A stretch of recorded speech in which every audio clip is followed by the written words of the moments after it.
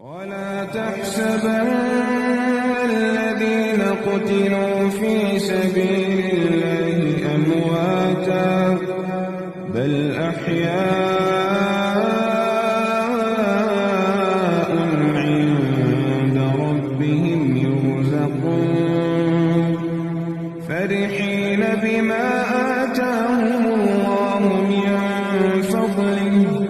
ويستبشرون بالذين لم يلحقوا بهم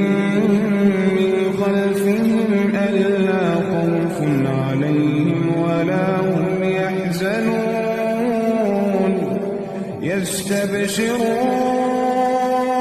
يستبشرون بنعمة